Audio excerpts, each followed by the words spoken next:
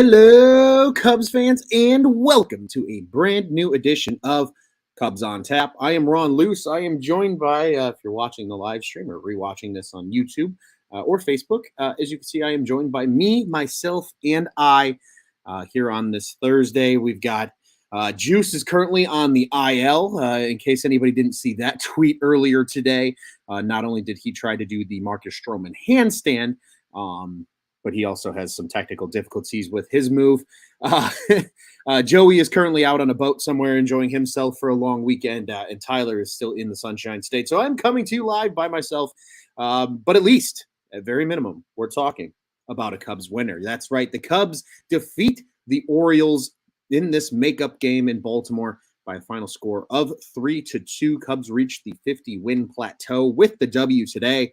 And plenty of good offensive performances that we're going to talk about here in just a hot second. But let's start at the top with Adrian Sampson. I think the pitching today was incredible. It was very, very solid. Again, he goes 5 2/3 officially, only gives up 4 hits, no earned runs, just 2 walks, 6 Ks for him. Also makes the spectacular play defensively to save a run in this game. I mean, Adrian Sampson, a guy that is coming out and is kind of becoming the guy that you guys hear me reference about very often, right, when we talk about the St. Louis Cardinals. Some dude that you've never heard of before coming out of nowhere and being good. And all of a sudden, now the Cubs are starting to have these guys. Brandon Hughes is a good example of that, who closed out today's game. You have, Adrian Sampson now, who's coming in and giving you solid starts on a regular basis, right?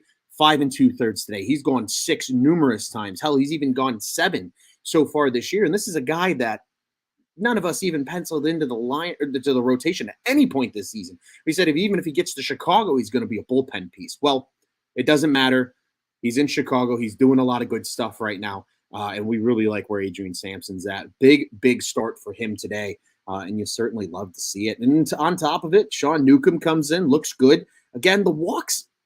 When it comes to Newcomb, the only issue I have with Newcomb in general is the amount of walks, right, that he gives up. He walks a lot of guys. I think that's his only big knock because he's got the stuff. He can strike guys out. He can give you multiple innings out of the bullpen.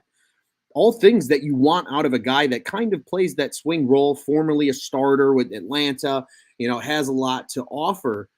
He's just not getting it done. But today, effective. I mean, he gives up the two runs. Only one of them was earned. But 2 walks, only 1 strikeout for him. Still gets a hold in this one. But then it's Ullman coming in the 8th and getting through all that action with just giving up 1 hit and 1 strike. Or then he strikes 1 out, pardon me. And then Hughes looked like he was going to get hurt by his defense, but then he gets bailed out by his defense. And so, you like to see that for Brandon Hughes. Good play up the middle between Madrigal and Horner there to end the ball game and turn that double play, catching Baltimore and just terrible base running, truthfully. But Jack here in the comments dropping, he says, a few weeks ago we talked about this team being like the 2014 second half, and now they are playing good baseball. I completely agree. That was something that I was on board with you about, Jack. I think when we were coming out of the All-Star break, this team, especially with some of the youth now, more so, I think we were expecting more guys to be up because of potential trades with Ian Happ and Wilson Contreras, right? But even then, you add a guy like Franmil Reyes, the Franimal, who gets 2 hits again today, and we'll talk about that here in just a moment. But, you bring in guys like Franmil Reyes who fill an immediate need. The Cubs don't really have a true DH on this roster. Yes, Wilson was predominantly in that role a lot. Some of the other guys would get looks there on off days. But now you have a true power bat who has multiple seasons now performed at a 30 home run clip. He's come out. He's gotten the job done. 2 more hits today. He's hitting every game as a Chicago Cub. You got him. Nelson Velasquez is getting more playing time, which I absolutely love to see today. He spelled Seiya Suzuki to give Suzuki a break. Kind of weird they gave Suzuki a break on his birthday. You would think the guy would want to play on his birthday, but nonetheless, probably not a bad move. Give Seiya a day off. He'll be back in the lineup on Friday against Milwaukee, without a doubt. But Morel back in center. You got Ian out and left. Ian had a good day. A pair of hits for the Hapmeister, as well as a really nice defensive play. He keeps that average up at 280 right now, having just a sensational season. I agree, though, Jack. You're 100% spot on here where This team's playing good baseball. They're making things interesting. If they continue to play at this pace in the second half, they're not going to lose 100 games. Sure, yeah, they're probably still going to lose 90, but you're not going to lose 100. A lot of people thought they were going to lose 100. You need 13 wins to ensure a 99 loss season. The way this team's playing right now, the way this team's pitching right now, I don't see why they can't win 13, hell, 15 games down the stretch here. I mean, you got a whole month of baseball still. You have about 5 days into October with games, and then you've still got pretty much 2 weeks in the month of August. So you have just short of 7 weeks of baseball still. You're telling me they can't put together 15 wins over 7 weeks? I think they absolutely can. I think they can even push 20 if they continue to play like this. And again, yes, sure, people are going to come back and, well, they played the Nats twice and they played the Marlins and they played the Reds. Yeah, but then they played Baltimore. Baltimore's a good team. A lot of people forget how good Baltimore is. Like, the Orioles are competing for a wild card spot. They were half a game out coming into this game for that last AL wild card spot, and the Cubs took it to them today. Outside of one bad inning with Newcomb on the mound, the Cubs were on the pitching was on pace to keep them off the scoreboard. And that's what you absolutely love to see. And the bats came to life too, and we'll talk about that here in a second. I want to get to another comment from our friend Jack R here in the comments. He says, do you think we will see one of Reyes, Contreras, or Happ at first this season? I don't know. Maybe. I don't think you'll see Franmil there. I think if you see Franmil in any position, it's going to be probably left field, and that's a day that maybe Ian Happ gets a day off. I don't think you'll see Happ there either. I think Happ's glove is too valuable in left field. I think if he's not in the field, he's DHing. Maybe Willie, but I honestly think a big reason why we won't see one of those guys play first right now is how well PJ Higgins has been playing first right now. I think between him and Patrick Wisdom, they're just going to keep those two over at first. And if they absolutely needed a guy in a bind, you can always call up Alfonso Rivas as well. Frank Schwendell just hit the IL. I think that's worth mentioning in news. I guess he got hurt in yesterday's AAA Iowa game. So that's another first baseman that they're currently down with that injury. But again, with Rivas in the system and with Wisdom and Higgins playing really as well as they have so far at first base, I don't think we see any of Reyes, Contreras, or Happ at first this season. I think we could see Contreras at first in the future if he stays. I absolutely think that's a possibility, but I'm not entirely sure we see any of those guys this year. And Jack also commenting here saying they finished with 71 wins. I think that's a very respectable number. And yeah, Jack, you agree? Yeah, Higgins looks like a good piece. I absolutely agree there. I mean, and let's talk about some of the bats today, right? I think these guys are certainly worth mentioning here. Willson Contreras having himself a monster day, 2 home runs. You'll love to see the power surge come back. I was actually just thinking to myself coming into today's game about Willson Contreras, right? We didn't see him in Wednesday's game. He got the night off. And we've been talking so much about the Franimal and the power he's bringing and just the hitting he's bringing in general. Ian Happ continuing to hit at a good clip. You know, Nico Horner's still hitting above 300, right? We talk about all of these guys. And yet I was like, we haven't really talked about Willson Contreras offensively much lately. I had that thought today, and maybe it was just some weird coincidence. I don't know what it was, but 2 home runs. You love to see it. He's up to 19 now on the season. I believe, if I remember correctly, the stat was this is his 11th career multi-home run game with the win today over Baltimore.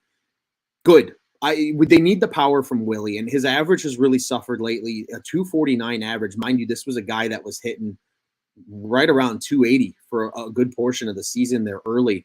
Obviously, catchers are tough, right? Because you take so much beat up on your knees. It's hard to keep that offense going. The back takes a beating from catching all the time. So it's really easy for a catching bat to fall off over the course of a season. And we've seen time and time again in instances where it has, right? We've seen that with Willie over the years just because he catches so much. I think that's a huge reason why Yan Gomes and PJ Higgins are both still on the roster, is to try to alleviate some of that catching stress on Willie. But he still has an OPS of 830. Like, the guy's still getting on base, and when he is hitting the baseball, he's still slugging. So we got to see some of that slug today with the 2 home runs. That got the job done in the power department.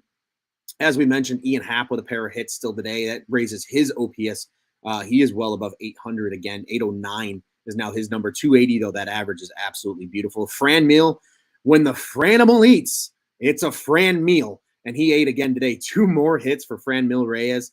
He's raising that average slowly but surely. in a Cubs uniform. So really, your 2, 3, 4 hitters today, all with multiple hits, which you like to see. Nelson Velasquez contributed a hit today as well. And I still hate seeing it. I still have a bone to pick with David Ross about constantly pulling Christopher Morel for fucking Rafael Ortega. But for finally, once it comes through, Rafael Ortega with a pinch hit home run today gives the Cubs their third, or well, he was their second run. Obviously, Wilson, then his second home run made it the third run. But just, this is the one time. This is the one time I'll forgive it because Ortega actually produced in that role. Normally, I would be right now on here screaming and yelling and bitching to the clouds about Ortega coming into the game again for a guy like Christopher Morel. But Ortega actually does something to help the team today. Finally, good. That's what we like to see. Otherwise, from the rest of the team, offensively, pretty quiet. I mean, PJ Higgins still having a good season, 273 average, 853 OPS. Obviously, limited action compared to a lot of the guys on the roster, but he's still producing. And he's playing a pretty solid first base today. I think on that McKinstry play in the 9th inning, the stretch he made to keep that from sailing over his head. Sure, he couldn't keep his foot on the bag, but he didn't miss by much. Be mind you, right? He did not miss by much at all. So he's really doing a nice job defensively overall. So, guys are going to have 0 for 4 days. We'll take it how we get it. He still plays well defensively, and that's what you like to see. And it helped again with another Cubs win today. Offense did just enough. This is 2 games in a row now where they've scored less than 4 runs, but 1. So again, I think that's kind of a turning point for this offense a little bit. We've seen this offense so hot, right, since the All-Star break and everything like that. They've been so good. They've, they went on a streak there for 9 games or 8 games or 7 games where it was 4 runs or more in each game. Even when they were losing, the offense was doing their job. Now the pitching is getting the job done and the offense is doing enough to get W's. 2 days in a row of 3-2 wins. They're winning 1-run games too, which is great to see. This is something that this team did not do a lot of in the first half. So again, going back to Jack's comment earlier in the show, I really do think we are starting to see some of that 2014 Cubs team. Now, are we going to get the same 2015 outburst in 2023? Not necessarily. I think they're a much more competitive team next year. Don't get it twisted. I think, they add another arm. I think they can absolutely add another bat. Obviously, the Trey Turner kind of reports have been really surfacing over the last 24 or so hours now about he wants to know the direction of a team if he's going to sign somewhere in free agency. And a lot of people are like, hey, Cubs, tell them you're competing because you should be competing. That's a guy that could come in and make a big difference in this lineup, especially if you got a guy like Franmil Reyes, who's very reasonable for next season. Keep him in the fold as your DH. If you want to bring Willie back or not, we'll see that. And I'm going to get to Willie here again in a second, prompted again by a great comment here from Jack in the comment section. And, you got still guys like Ian Happ and Seiya Suzuki and even guys like Christopher Morel and Nelson Velasquez who can bring the pop. They just need to be in the lineup on a more consistent basis. And I think we will start to see that more in 2023. I don't have a lot of complaints really about this game today. Maybe Sean Newcomb not having a great outing, the McKinstry throw in the 9th inning. But overall, you got to be happy with the performance. 3 players with multiple hit games. The 2 tanks from Willie's cool and tough. They're getting good pitching from their starters. Sampson with another good outing, 1 out shy of a quality start from him. And Brandon Hughes, everyday Hughes, is continuing to get the job done at the back end of the bullpen. No Rowan Wick today. Rick Sutcliffe mentioned it on the broadcast that Wick was likely going to be out. So that certainly speaks volumes to a guy like Brandon Hughes being available on a day like today after he's pitched quite a bit recently. He gets the job done. It wasn't pretty, but once his defense almost screwed him, his defense helped him, and they got a big W today. And I want to, as I mentioned, go to Jack's comment here. He says, speaking of Willie, if he doesn't turn it around, I'm thinking he accepts that qualifying offer. And you might be right. And Jack, I know you might have checked in late on our show yesterday. Joey and I had a similar debate off of a comment by friend of the program, Lil Yumper, as well. Not that you aren't a friend of the program, Jack. Anybody that joins our comment section is a friend of the program. But we kind of went down that rabbit hole. And I really think it's an interesting thought. And I think that's going to be one of the drama storylines, for lack of a better term, that a lot of people are going to follow down the stretch here as Chicago Cubs fans, as Chicago Cubs media, what have you, because right now what are they going to do with Wilson Contreras? You would think they're going to offer him the qualifying offer, because at least if he goes elsewhere, you get a draft pick out of it. At least you get some level of compensation for him leaving in free agency. Obviously, he wants to be here. And I argued that point, Jack. So I'm glad you brought it up. I really do think he will take the qualifying offer. The qualifying offer is like $18 million or some shit like that. Like, it's a good amount of money. Why wouldn't he want to do that? Why wouldn't he want to stay another year in Chicago? On the flip side of that, we argued the counterpoint, in that being, is he going to want to go through the stress of maybe being traded again at the deadline?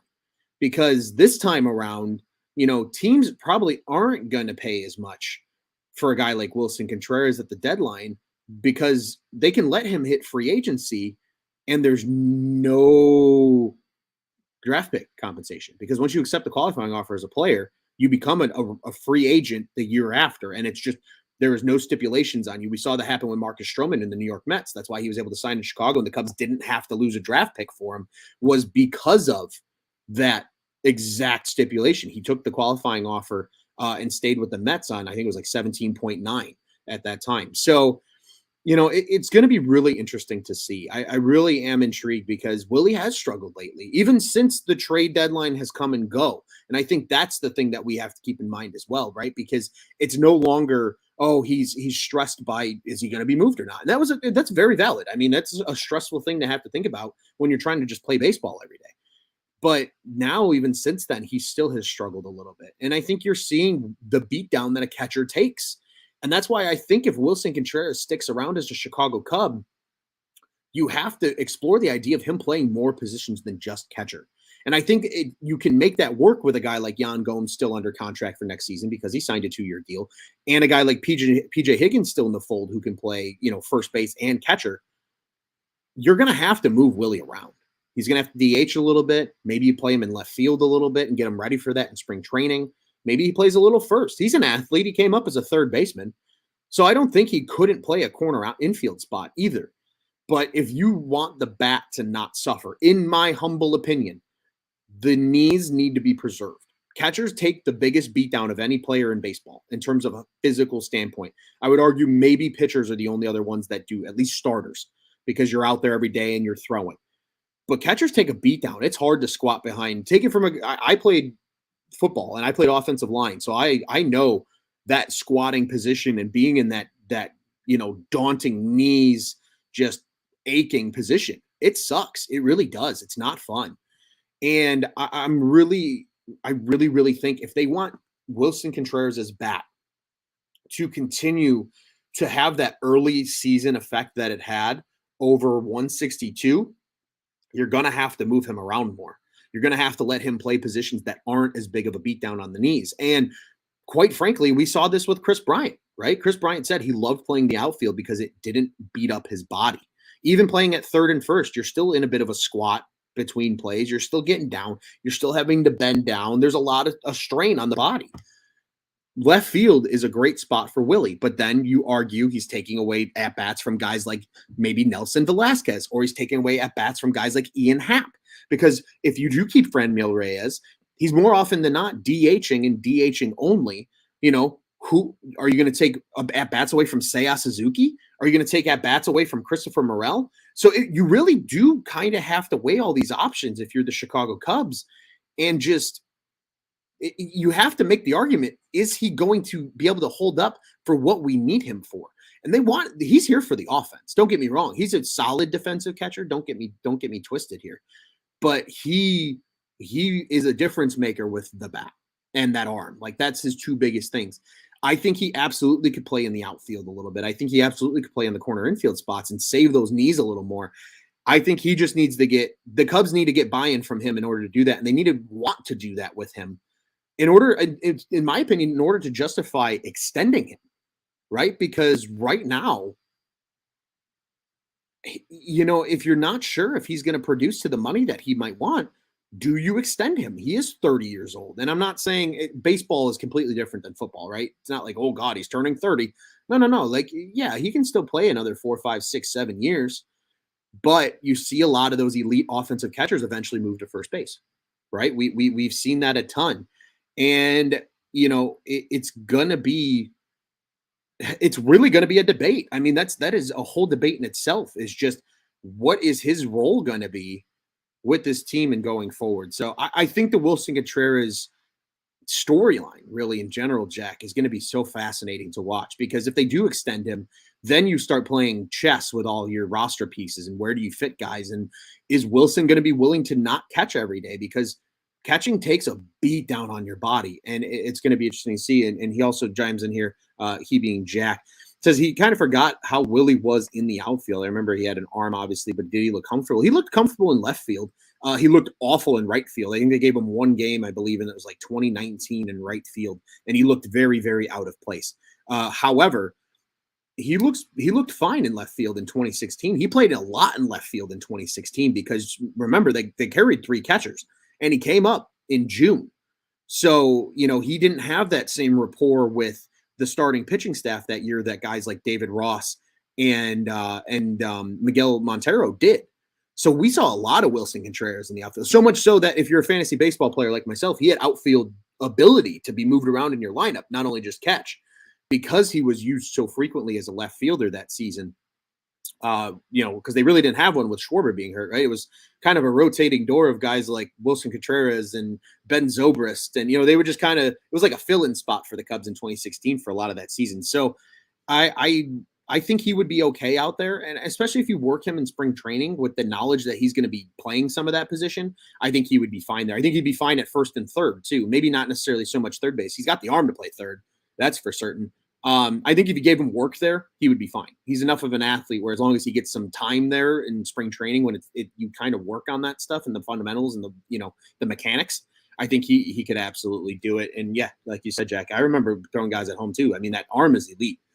He would absolutely be a weapon out in the outfield, in my opinion. I think he just needs to be used to it, because when they did throw him out there in 2019 or whatever, he hadn't played the outfield much since 2016, because he became that everyday catcher 2017 and beyond for this team. So it really is a loaded question. I think it's going to be super interesting. I do think there's a chance he accepts the qualifying offer, but then you have to make the argument, does he want to go through all the bullshit again at the trade deadline? Because you absolutely can move him, and why would the Cubs hang on to him if they're not going to extend him? So it's really a loaded question. I'm fascinated to see how it plays out, sir. And like I said on yesterday's show, I hope everybody follows along with us, because I think it's going to be interesting. But final thoughts on the win against the Orioles today. It just feels good to win one, especially against a good team like the Orioles. Again, this isn't the Orioles of old.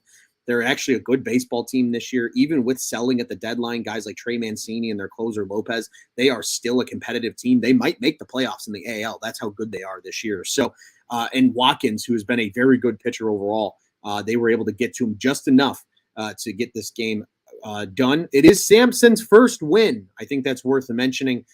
Friend of the program, Cub Rachel on Twitter, was always like, I want to see Sampson's first win. You got to see it today. Sampson gets his first win in Baltimore of the season, and the Cubs take this one by a final score of 3-2. Hap, 31st double of the season, cool and tough. And again, we like Willie Tanks. Willie Tanks are also cool and tough. But let's go ahead and move ahead. And actually, before we move ahead, couple of means of business here, and not necessarily business, but updates. One update, as I mentioned on yesterday's show, if you listened with us, there will not be any shows on Friday, Saturday, or Sunday this week for Cubs on Tap. Conflicting schedules. I will, however, be at 2 of the ball games this weekend, putting up as much physical content as much content as I physically can. If I could ever speak, it would be a miracle. From the Cubs on Tap account, from my own account as well. So please follow along on Friday and Sunday. It'll be a blast. I'm hoping to be able to meet up and hang out with the UK Cubs clan that are both in town, Mike and Rachel. So get to see them and take in a ball game with them as well. It's going to be a good weekend. It's going to be a lot of fun, but we will be back with you on Monday. We're actually hoping to do a preview show on Monday too and make things a little different. Do a preview before that Cardinals game, talk a little bit about the Milwaukee weekend, talk about being at the ballpark over the weekend, and then obviously be back for a post-game show against, in that first game with the Cardinals as well.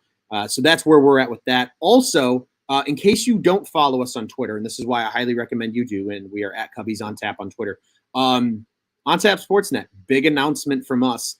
We are now a part of the Sports Illustrated Media Group. So that's super exciting. What that means for Cubs on Tap, well, we're still going to be coming to you guys. We're still going to be having fun just like we always do. We're going to be taking a chime at our best Boston accents when asked for in the comments by guys like Jeremiah. but we're actually hoping this means more content for you guys. We're hoping to be able to do maybe some, hey, thanks, Jack. He says, congrats on the Sports Illustrated deal. Thank you. I appreciate that, my friend. Like we're excited because we're hoping it means more content for you guys. We're hoping it means more, maybe, closer coverage of the Chicago Cubs. We're for sure going to have closer coverage with the South Bend Cubs. We're actually, with Juice pretty much living on the field, we're going to be coming to you guys a lot and being able to bring a lot of good prospect content, especially next season. And we're just hoping to bring you more cool stuff from the ballpark, days at the ballpark with Cubs on Tap, and hopefully have some partnerships with us along that way.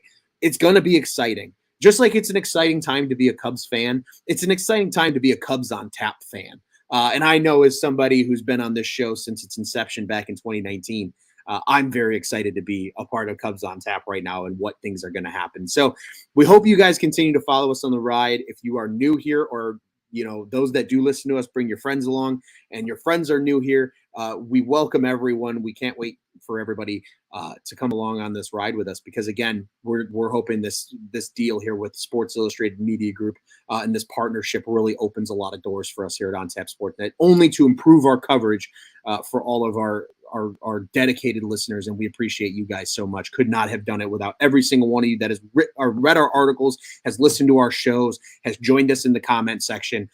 You guys are just as big of a part of this as those that are working behind the scenes here at OnTap Sportsnet, and we appreciate you guys immensely. So, cool piece of news that we got to finally share with the general public yesterday. And it's only up from here. We always joke about here at OnTap Sportsnet. It's OnTap Sportsnet to the moon, and we'll see what happens. But again, we hope it just means better Cubs coverage for you guys from us. But we're going to still be the same guys at the end of the day. We're going to be cracking stupid jokes and talking about garlic bread and all that fun shit, and yelling "Franimal" into a microphone and all that good stuff right here at Cubs on Tap. But let's go ahead and pivot to the weekend, because the Cubs are back home at Wrigley Field for 3 games against the Milwaukee Brewers this weekend. All of them are those beautiful 1:20 starts on Friday, Saturday, and Sunday. There's also the Aaron Waters Show weekend, so there will be plenty of jets flying over the ballpark. That's going to be pretty neat too. Highly recommend, if you can get out to the ballpark, this is a great weekend to do so. But on Friday, good matchup for the Cubs and Brewers. There'll be left-hander Aaron Ashby. Tough year record-wise. He's only 2-10 with a 4.24 ERA, but 108 Ks. He has been wheeling and dealing in that department for the Milwaukee Brewers this season, and it will be Keegan Thompson on the bump. He's looking for his 10th win, 9-5 coming into this one with a 3.67 ERA. Got beat up a little bit in his last time out. You certainly hope he can come around and change things a little bit and change some of his fortunes. Listening and watching, it's the usual suspects for all 3 games. So if you're up in the Milwaukee area, it's WTMJ 620 and Bally Sports, Wisconsin for your listening and viewership purposes. And here in Chicagoland area, WRTO 1200 670 The Score, Marquee Sports Network, where you can catch this one.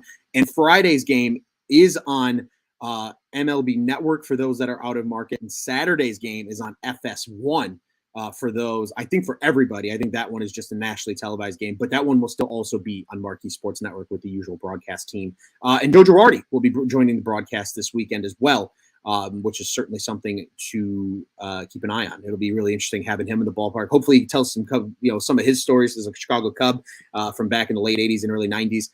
That would be really neat. But he will be joining Boog and JD on the broadcast for the entire weekend, as reported just a few days ago by Marquee Sports Network. Saturday's matchup, pitching-wise, and Jack, as you mentioned here in the comments, no Burns this weekend indeed, because Saturday will be right-hander Freddie Peralta and right-hander Marcus Stroman. Of course, the one game I'm not going to is when the Stro Show's on the bump. I'm a little salty, I'm not going to lie. But Peralta 4-3 on the year with a 4.21 ERA, and Marcus Stroman 3-5 on the season with a 3.96 ERA. And then on Sunday, the other game that I'll be at, it'll be Brandon Woodruff for the Brewers. Obviously, Woodruff's still a hell of a pitcher. He's 9-3 on the year with a 3.53 ERA, and it'll be Justin Steele on the bump for the Cubbies, 4-7 with a 3.43 ERA. That is sexy, cool, and tough, and I think it's great. And yes, Jack, absolutely, JD is going to be back this weekend. It's gonna be good to see Jim DeSays back in the broadcast booth. We've missed him. He hasn't been there a terrible amount lately. Hopefully everything's okay with him. We obviously don't know a ton of details as the general public, so hopefully all is well in the world of Jim DeShays and company. But things to look for this weekend. Just the Brewers have not been very good. Yes, they're still 10 games above 500. Yes, they're still in the hunt for a playoff position. They are currently out of the playoffs as of yesterday. That might change today because I think they were up on the Dodgers the last time I saw. But they were a game out of that final wildcard spot in the NL. They are not. It's the Cardinals that are running the division right now. The Brewers can very much miss the postseason after being arguably World Series favorites out of the NL by some people earlier this year. So this is a team that's beatable. I was at the opening weekend series when the Cubs took care of business against the Brewers. I was there. I remember. It's not that far removed. I remember. And you arguably have three of the Cubs' better pitchers right now on the bump. Yes, Strosho maybe wasn't as key as you wish he would have had. Jack jumping in here actually to save us. Jim Deshaies had COVID. Okay, so really good to see that he is back after that. And Jack, you nailed it on the head. They're not a good offensive team. They very much rely on their pitching. If you can beat up their pitching, and we've seen it happen time and time again, the Cubs can get to them. The Cubs are hot offensively right now. This is probably the best the Cubs have been hitting as a team all season long. You absolutely can take 2 of 3 against this Brewers team. And again, you're at home. You got Wrigley behind you. You're riding a very hot streak right now. You've won 4 series in a row. You're coming off a makeup game win against the Baltimore Orioles, who are a very good baseball team. I'd almost argue are better than the Milwaukee Brewers even on paper, not only in the records as well. The Cubs can get it done. You got 3 of your best pitchers. Keegan's on the bump, Stroh's on the bump, Steele's on the bump. You absolutely can get 2 of 3 this weekend. As long as the Cubs don't shoot themselves in the foot with stupid defensive mistakes and base running blunders that we've seen all season long, this Cubs team, there's no doubt in my mind, can take 2 of 3 against the Brewers and win another series. And that would be really, really, really, really, really, I'm going to drop one so it's an explicit episode, fucking cool if you ask me if they can take 2 of 3 against the Milwaukee Brewers this weekend, because then that's more momentum that you take into another NL Central series with 5 games in 4 days against the St. Louis Cardinals next week. And actually, I'm hoping to be at one of those games too. Cool idea there as well. So, I want to see W's. Wins are fun, right? In Baltimore today, it was crab cakes and W's. If they win 2 or 3, it's cheese curds and W's, folks. I don't care. W's are cool and tough. And it's always even sweeter when you beat up on an NL Central division rival, especially a good rival like the Milwaukee Brewers. I hate them with a burning passion. There's a difference. I don't like the Cardinals, but I respect the Cardinals because that's a well-run organization. But I fucking hate the Brewers, and I think they suck. And I hate everything about the fucking state of Wisconsin. I hate the Packers. I hate the Brewers. I just throw the Nashville Predators up there for me, and we'd be fine. And every team I despise would all be in one state, and it would be great. Fuck them. I hate them. I hope the Cubs take care of business. 2 of 3 at least this weekend. Sweeps are cool and tough too. I'll run down Sheffield with a big ass broom on Sunday if this team can find a way to sweep. I'm not going to make a Mayo bet though, as we've seen how that's worked out in the past for former Cubs on Tap co-hosts of mine. And yeah, I agree with you, Jack. This is a great way to sum it up, man. All these games are going to be very close. The bullpen is going to have to come up big because you don't have your big guns anymore. There is no Robertson. There is no Givens. There is no Efros coming out of the pen late. Guys like Brandon Hughes are going to have to. Everyday Hughes is going to have to step up. Fuck, he might pitch every day of this series coming up this weekend too. Rowan Wick's going to have to be big. They need a guy like Ullman to continue to look good. They need these guys to be able to come out of the pen and do their job. And if they can, again, I think they can beat up on the Brewers, so it'll be absolutely cool to see. Hopefully 2 of 3. And a guy I would like to see have a big series this weekend is one Seiya Suzuki. I really think this would be an awesome get-right series for a guy like Seiya if he's able to, put a couple balls into the bleachers, maybe drive in a couple of runs. Hey, extra base hits are just as cool and tough as home runs, in my opinion. Hopefully he gets the job done and the Cubs come away with some big victories. Ladies and gentlemen, before I get out of here, I do want to remind you Cubs on Tap is the official Cubs podcast of the On Tap Sports Network. You can check out all of our great work over at ontapsportsnet.com and at ontapsportsnet on social media. You can follow the pod-specific accounts for us here at Cubs on Tap. We are at Cubbies on Tap. That's on Twitter and Instagram.